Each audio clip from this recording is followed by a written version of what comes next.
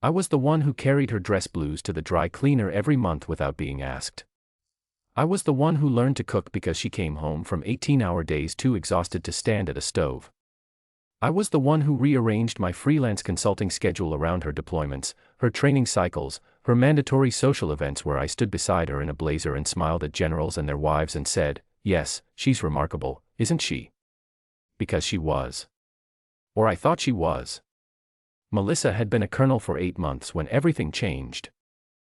8 months of a new rank, a new assignment, and a new version of my wife that I kept trying to recognize but couldn't quite find beneath the uniform. That Tuesday in October started like every other day that week. I was at my home office desk by 7, working through a logistics analysis for a mid-sized pharmaceutical client, coffee going cold beside my keyboard. Melissa had left before 5. She always left before 5 now. I didn't think anything of it anymore. That was the job. That was military life. I'd accepted that a long time ago, 11 years into our marriage. The call came at 9:47 in the morning. I didn't recognize the number, but I picked up because I always picked up unknown numbers. One of Melissa's junior officers had called me from a personal phone once when she'd been in a minor accident during a field exercise, and I never forgot the feeling of almost missing that call. The voice on the other end was female, steady but careful. She introduced herself as Captain Dana Whitfield, and she said she worked in the same building as Melissa. She said she was calling because she thought I deserved to know something. She said she had been going back and forth about making this call for 3 weeks. I remember setting my coffee mug down very slowly. She told me that Melissa had been involved with Lieutenant Colonel Greg Holt for at least 4 months. She told me they met regularly in his office after hours. She told me she had seen them together in ways that left no room for interpretation. She told me that other people in the building knew, that it was an open secret, and that nobody said anything because Melissa outranked almost everyone there and Holt had the ear of their mutual superior. I sat very still for a long time after she finished. "Why are you telling me this?" I asked. "Because I'm married too," she said. "And I'd want someone to tell me." I thanked her. I don't know why I thanked her. I hung up and sat in my chair and looked at the wall for what must have been 20 minutes. I felt something move through me in stages, the way a storm front moves across a flat landscape. First the strange calm, the unreality of it, the part of my brain that said this must be a mistake, this is someone playing a cruel game, Melissa would never. Then the memories started coming, unbidden and merciless. The late nights that had multiplied over the past 4 months. The way she'd started locking her phone screen when I walked by, something she'd never done in 11 years. The weekend she said she had a mandatory leadership seminar that ran Saturday and Sunday, and I'd driven past the base on my way to my brother's and the parking lot near her building had been nearly empty. The way she'd grown impatient with me, distracted in conversations, present in the house but somehow always somewhere else in her mind. I'd attributed all of it to the pressure of the new rank. I'd told myself she was adjusting to increased responsibility. I'd made excuses for her behavior for months without even realizing I was doing it. 11 years. I had turned down a position in Atlanta 11 years ago because she was stationed at Fort Bragg and I didn't want to do long distance when we'd just gotten engaged. I had missed my father's retirement party because she had a change of command ceremony I was expected to attend. I had restructured my entire professional life 3 times across 3 duty stations, rebuilding my client base from scratch each time, because I followed her wherever the Army sent her. I had done all of this without resentment, without keeping score, because I loved her and I believed she loved me and I believed our marriage was the kind of thing worth sacrificing for. And now a woman I'd never met had just told me that my wife was sleeping with a lieutenant colonel named Greg Holt. The rage didn't come in a rush. It came in slowly, the way water rises, and by the time I stood up from my desk it had already reached somewhere cold and clear inside me. I didn't call her. I knew that if I called her she'd have time to prepare, time to construct a story, time to figure out which version of events would give her the most control. Melissa was brilliant at control. It was what made her an exceptional officer and, I was now understanding, a very effective liar. Instead, I got in my car and I drove to the base. She didn't know I was coming. I used my dependent ID to get through the gate, something I'd done hundreds of times, and I drove to her building and I parked and I walked inside with my visitor's badge and I asked the young specialist at the front desk to let Colonel Melissa Carver know that her husband was here. I waited in the lobby for 4 minutes. She came down the hallway looking slightly confused, slightly annoyed, carrying the expression she wore when her schedule was being disrupted. When she saw my face, something shifted behind her eyes. "Ronald," she said. "What are you doing here?" "I have a briefing at 11. "Cancel it," I said. "I can't just cancel it or we have this conversation right here in the lobby." She searched my face for another second. Then she turned to the specialist and said something quietly, and she led me to a small conference room off the main hallway and closed the door. "What is this about?" she asked, and her voice was already in colonel mode, measured and authoritative, the voice she used when she was managing a situation. "Greg Holt," I said. The color didn't drain from her face. It didn't do anything dramatic like that. What it did was go very still, like a screen freezing, and for 2 full seconds she simply looked at me with an expression that was no expression at all. Then she said, "Who told you that?" Not "What are you talking about?" Not "That's not what you think." Not "I don't know what you've heard." She said, "Who told you that?" which meant the first thing she wanted was to identify the source, which meant the next thing would be damage control, which meant she had already accepted that I knew and she was already calculating. 11 years, and that was her first response. "It doesn't matter who told me," I said. "Is it true?" "Ronald, these things are complicated, is it true?" She straightened slightly. She was 5'4" and she'd always carried herself like she was 6 feet tall, and in that moment I hated that posture, hated what it represented, the practiced authority of a woman who had gotten so used to managing rooms that she'd forgotten she couldn't manage me. "It's not what you're imagining," she said. "Then tell me what it is." She sat down. She put her hands flat on the table, a gesture I recognized from the few times I'd watched her conduct briefings, the gesture that meant she was about to deliver information she'd already organized. That was the moment I understood that she'd thought about this before. She'd rehearsed it. Somewhere in the back of her mind, she had known this day was possible and she had prepared for it. "Greg and I have been close," she said. "It became something more than professional. I know that's not what you want to hear." "How long?" "About 4 months." "How often?" She paused. "Ronald, how often, Melissa?" "I don't see how that, because I need to know how long I've been living in a marriage that wasn't real," I said. "How often?" She told me. She told me in the careful, measured way she told me everything, editing for maximum damage control, and with each piece of information the thing inside me got colder and clearer. She told me it had started after the change of command dinner in June.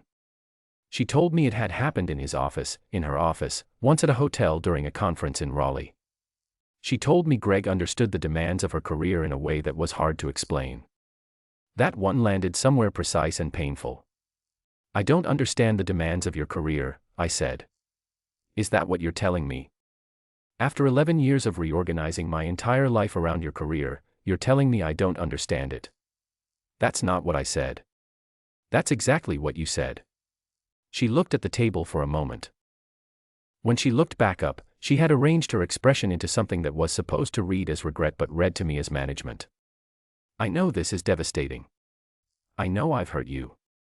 But Ronald, the last 2 years we've been distant. You have to acknowledge that." I stood up. I want to be precise about what happened inside me in that moment, because it matters. It wasn't just anger. It was the specific, clarifying fury of a person who has been blamed for the wound someone else made. She had just looked at 11 years of my loyalty, my sacrifice, my patient and deliberate love, and she had used it as an excuse. The distance she was describing, whatever distance she felt, I had been trying to close it. I had been asking her for months if everything was okay, if we needed to talk, if she was struggling. She had told me she was tired. She had told me work was demanding. She had told me she was fine. She was fine. She was just fine with Greg Holt. "You don't get to do that," I said. "You don't get to blame the marriage you set on fire." "I'm not blaming you, I'm trying to explain, you're trying to make me responsible for your decision. I've watched you make hard decisions for 11 years, Melissa. Own this one." She stood up too.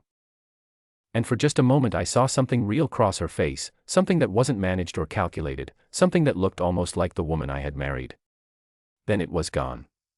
"What are you going to do?" she asked. I'm going to divorce you, I said.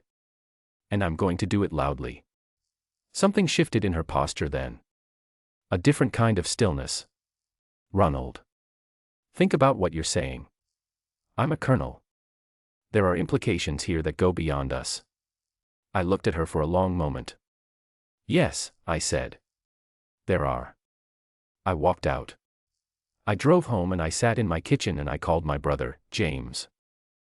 James is 4 years older than me, former Army himself, and he is the kind of man who listens completely before he says a single word. I told him everything. When I was done, he was quiet for a moment, and then he said, "You know what she was really telling you in that room, right? She was asking you to keep quiet for her career." He was right. I'd felt it without being able to name it. The comment about implications. The calculation behind her eyes when I said I'd be loud. She wasn't afraid of losing me, not really, not in that moment. She was afraid of the professional consequences. The United States Army has a regulation about this. Article 134 of the Uniform Code of Military Justice. Adultery is a criminal offense under military law when it prejudices good order and discipline or brings discredit upon the armed forces. An extramarital affair between a colonel and a lieutenant colonel in the same building, known to junior enlisted and officers alike, an open secret that had compromised the professional environment of that command. That wasn't just a personal failing. That was a violation. I knew this because I had lived in the military world for 11 years. I had listened at every dinner party, every unit social event, every casual conversation between officers and their families. I knew how these things worked. I knew who to call. My brother had served under Brigadier General Carl Patterson before he retired. He still had contact with people who knew Patterson's successor, Major General David Reese, who now commanded the installation. James made some calls. Within 2 days, I had the name and office number of the Inspector General's office at the installation, and I had a clear understanding of the formal complaint process. But before I made any calls, I got my evidence in order. Captain Whitfield had been willing to speak with me again. She was careful, measured, and she understood the risk she was taking, but she gave me what she could: dates, locations, names of others who had witnessed unprofessional conduct. I also called 2 of Melissa's former colleagues, people who had served with us socially over the years, people who had seen things and said nothing. One of them had photographs from the Raleigh conference on his phone, photographs that had seemed innocent at the time, but which now told a different story when contextualized. I documented everything. Then I called an attorney. Not a divorce attorney first, though I called one of those too. First I called a military law attorney named Robert Chen, who specialized in UCMJ cases and spousal advocacy. He reviewed everything I had, confirmed that what I was describing met the threshold for a formal Article 134 complaint, and advised me on exactly how to proceed. I also closed the joint checking account. Not completely. I left her enough to access funds for immediate needs, but I transferred my consulting income to a separate account and I secured our shared investment portfolio against any movement without dual authorization. Melissa's name was on our assets, but so was mine, and Robert Chin had advised me to document the current state of all financial holdings immediately. On Thursday of that week, I drove to the installation and I walked into the office of the Inspector General. The complaint I filed was detailed, documented, and legally precise. I named Lieutenant Colonel Greg Holt. I named the specific dates and locations of the conduct Captain Whitfield had described. I included the photographic evidence. I named the witnesses who were willing to be contacted. I submitted it formally and I received a case number. Then I drove home and I sat in my living room and I waited. Melissa called me 6 times that evening. I let them all go to voicemail.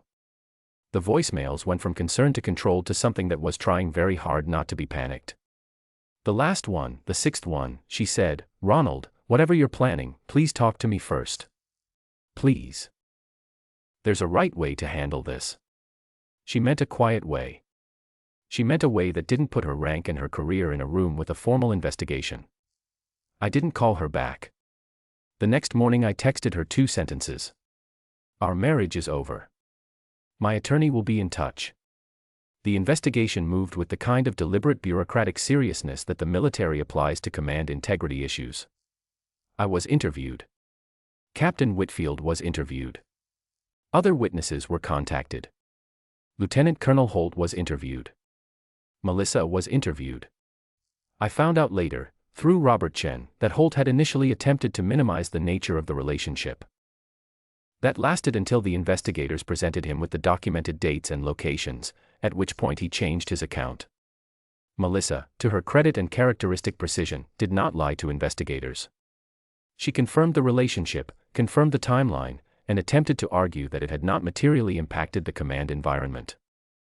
The investigators disagreed. During those weeks I kept working. I took on 2 new consulting clients, partly because I needed the focus and partly because I understood clearly that the financial settlement of this divorce was going to require me to have a robust and documented income. I went to the gym every morning at 6 because I needed something physical to anchor me and because sitting still with my thoughts in the early morning was unbearable. I lost 12 pounds in 6 weeks without trying. James flew out and spent a weekend with me. We didn't talk about Melissa much. We watched football and he helped me reorganize my home office and he told me about when he got divorced 9 years ago and how he'd felt like the ground had been pulled out from under him and how he'd found it again, slowly, by focusing on the 6 inches directly in front of his feet. You don't have to see the whole path, he said. Just the next thing. The next thing, for me, was serving Melissa with divorce papers. She received them at her attorney's office, which I had arranged deliberately so that the conversation would be on record and in a professional setting. I'd expected her attorney to reach out immediately with a proposal for negotiation. Instead, Melissa called me herself, from her personal phone, on a Saturday morning. I picked up. I want to talk without attorneys, she said. Can we do that? Talk, I said. She was quiet for a moment. I could hear her breathing. I know you filed with the IG, she said. I know what's happening. I need you to understand that this investigation could end my career, Ronald. 22 years. I know, I said. I made a mistake. A serious one. I know that. But 22 years, you made that choice over a period of 4 months, I said. Every single time. You chose it. You chose it the first time and you kept choosing it and you knew exactly what the regulations said and you chose it anyway. Ronald, you told me in that conference room that you were worried about the implications for your career. Not about our marriage. Not about 11 years. Your career. Silence. I've been thinking about that, I continued, and I've decided that I'm going to let the implications take care of themselves. She was crying. I could hear it. And I want to be honest about this, because I promised myself I would be honest. It hurt to hear her cry. After 11 years, after everything, some part of me still felt it. Some part of me would probably always feel it. But feeling something and being governed by it are different things, and I had made my choice. I hope you find something worth having on the other side of all this, I said. I mean that. But it won't be me. I hung up. The formal findings from the Inspector General's investigation came through in early December. Both Melissa and Holt were found to have engaged in conduct unbecoming, violating Article 134 of the UCMJ. The relationship had been established to have created an environment prejudicial to good order and discipline, particularly given that several enlisted personnel and junior officers were aware of it and it had affected perceptions of command fairness in the building. Major General Reese referred the matter for further administrative action. I wasn't privy to the full details of what followed because I was a civilian and not a party to the military proceedings, but Robert Chen had contacts who kept him informed in general terms. Holt was reassigned immediately and formally reprimanded. His record was flagged in a way that effectively ended any path to promotion. He would retire as a lieutenant colonel. Melissa faced a formal letter of reprimand entered into her official military file, and her command was suspended pending review. The path to brigadier general, the promotion she had mentioned 3 times in the past year as something she was being considered for, was closed. 22 years, and it ended like this. I didn't feel triumphant when I heard that. I want to be clear about that. I felt the particular heavy flatness of a conclusion that had been necessary but that was not satisfying in the way revenge is supposed to feel in the stories we tell ourselves. Justice had been served, technically. The system had functioned correctly. But I had also just watched a woman I had loved dismantle her own life, and I had helped make the dismantling complete, and there was nothing clean about that. What I felt, more than anything, was tired. The divorce was finalized in February. It took 4 months because of the complexity of our shared assets across multiple years and multiple states. My attorney was excellent and thorough. The settlement was fair. I received a portion of Melissa's retirement benefits corresponding to the years of our marriage, which was not a small amount and which Robert Chen had advised me to pursue, noting that my career sacrifices during our marriage were documentable and substantial. I got the house. She got the investments. We divided the rest methodically, without drama, through our attorneys. On the last day of the process, Melissa's attorney submitted a handwritten note with the final paperwork. It said, "I'm sorry I became someone you didn't recognize. I'm sorry it was too late when I figured that out." I read it 3 times. Then I put it in a drawer. The months after the divorce were strange in the way that open space is strange after a long time in a confined one. The house felt different. My schedule felt different. I'd spent 11 years structuring my life around someone else's calendar, someone else's duty station, someone else's professional obligations, and now there was just my calendar, my schedule, my choices about where to be and when. I expanded my consulting practice. I'd been doing logistics analysis for mid-sized companies and I was good at it, but I'd always kept my client load deliberately light to maintain flexibility around Melissa's schedule. That constraint was gone now. I brought on 3 new long-term clients in the first 6 months. By summer I had more work than I could handle alone, and I hired a part-time analyst named Paul, a recent MBA graduate, sharp and meticulous, who turned out to be excellent. I also traveled. I went to Colorado in April and hiked for 4 days in the mountains with James and 2 of his friends, men I didn't know well but who turned out to be good company. I went to New Orleans in June for no particular reason other than I'd always wanted to go and there had always been a reason not to. I ate in good restaurants and walked along the river and sat in a bar on Frenchman Street and listened to music until 2 in the morning and felt, for the first time in a long time, like I was living in my own life rather than alongside someone else's. My body had changed. The 12 pounds I'd lost in the first 6 weeks of the crisis I kept off deliberately through the morning gym habit I'd established, and then I added more.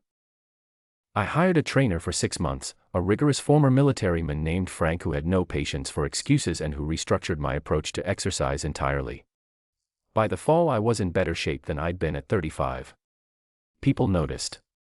That's not vanity, it's just what happened. I ran into one of Melissa's former colleagues at a commissary in September, a woman named Patricia who had been at several unit social events over the years. She stopped when she saw me, looked me up and down with an expression of genuine surprise, and said, "Ronald, you look incredible." Then she seemed to remember the circumstances and started to say something careful, and I told her it was fine, I was doing well, I was genuinely doing well. Because I was. Slowly, then less slowly, then in a way that started to feel like the new normal rather than the after period of something bad. I heard things about Melissa occasionally, the way you hear things when you've lived inside a community for years. Her command had been given to someone else. She'd taken a staff position, a lateral move that was clearly not what her trajectory had been pointing toward before. She was still in the army, still a colonel, but the path that had been opening ahead of her was closed, and everyone in her world knew it. Holt had retired. I heard he'd moved back to Ohio. I didn't spend much time thinking about him. It was a Thursday evening in late October, almost exactly a year after that phone call from Captain Whitfield, when I ran into Melissa. I was leaving a restaurant in town, a place I'd started going regularly because they had an excellent bar program and the chef was someone I'd gotten to know casually. I was with James, who was in town for the weekend, and our friend Diane, a physician he'd been seeing for several months. We were in good spirits, the evening had been excellent, and we walked out into the cool air still laughing about something James had said. She was there. Standing on the sidewalk 20 feet away, talking on her phone. She saw me at almost the same moment I saw her. We both stopped. I had a few seconds to take her in before either of us said anything. She looked different. Not broken in some dramatic movie sense, but diminished in a way that was harder to describe. She'd lost weight she hadn't needed to lose. There were circles under her eyes that weren't there before.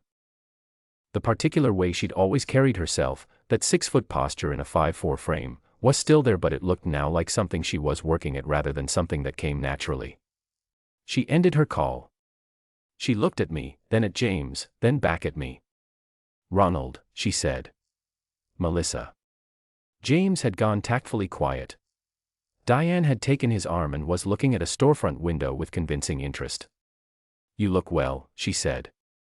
Her voice was steady but careful in the way it's careful when you're choosing every word. "Thank you," I said. She was quiet for a moment. Then she said, "I've thought about reaching out. 100 times. I know. I don't know what I would have said. I know that too." She looked at the sidewalk for a moment. When she looked back up, something in her expression had shifted away from the controlled professional mode into something more unguarded, more tired. "I think about what you said in that conference room," she said. "About making excuses for the fire I set. I think about that a lot." I looked at her. I thought about 11 years. I thought about Atlanta and the commissary runs and the dry cleaning and the duty station moves and the early mornings and the long nights and the way I had loved her with the kind of patient, thorough love that builds a life. I thought about the conference room and the calculation behind her eyes when I'd said I'd be loud. "I hope you're getting some rest," I said. I meant it, and nothing more than it. "The promotion board," she started. "I know about the board," I said quietly. "I know what happened." She nodded. A small, tight nod. "I made choices that can't be unmade," she said. "I understand that." "We both did," I said. "Mine will take me somewhere good. I hope yours does too, eventually." I think she'd expected something harder from me. Something cold or cutting, the kind of final words you rehearse and deploy for maximum damage. But I didn't have those words in me, not anymore.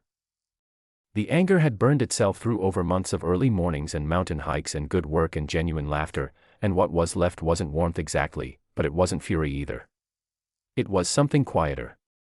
The particular kind of indifference that is not the absence of feeling but the arrival at a place where the feeling no longer has anywhere to go. "Take care of yourself," I said. I walked past her.